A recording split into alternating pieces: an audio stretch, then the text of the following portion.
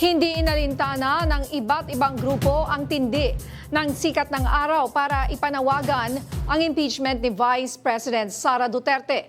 Yan ang umarangkadang balita ni Willie Delgado Jr. Live. Willie. Ninya, kung mainit ang panahon, mainit ang eksena sa Senado, hindi nagpaiwan dyan ang mababang kapulungan ng Kongreso sa init ng eksena, lalo na sa politika. At kung mainit man ang panahon, hindi yan inalintana ng iba't ibang sektor dahil kaninang umaga, bago pa man magkaroon ng formal na botohan, ay sinagupa ng mga ito ang tirik ng araw para lamang bantayan ang magiging resulta ng botohan dito sa plenaryo kung maisasampa ba ang impeachment complaint laban kay Vice President Sara Duterte. Umaga pa lang, nagsimula na magtipon-tipon sa harap ng bababang kapulungan ang iba't ibang sektor kasabay ng mangyayaring botohan sa impeachment ni Vice President Sara Duterte. Bitbit ang panawagang pananagutan.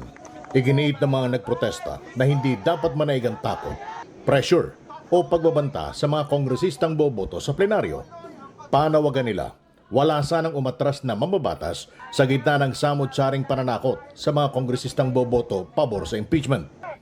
May panakot daw kasi ang kampo ng Vice Presidente sa sino mang susuporta sa impeachment na tatargetin sila sa susunod na eleksyon.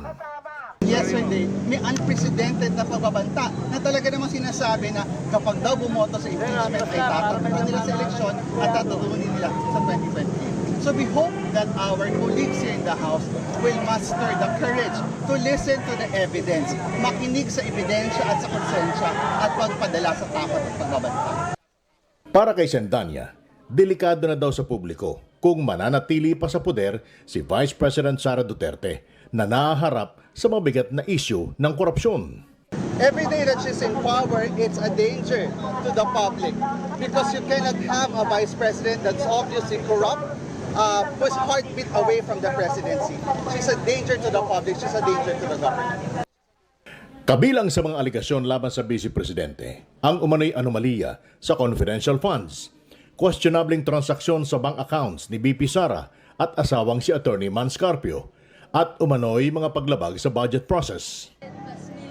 Para naman kay Kabataan Party List Representative Rene Co, sapat na ang hawak na ebidensya ng House Committee on Justice at probable cause para sa conviction ni Vice President Sara Duterte sa Senado.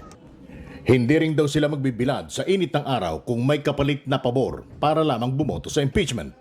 Kasama sa prayer natin dito sa impeachment, kasama ng conviction, hindi lamang removal from public office, kasama dito ang perpetual disqualification. Usapin na lamang ito na kung makikinig ba ang mga senador sa kanilang konsensya at ebidensya.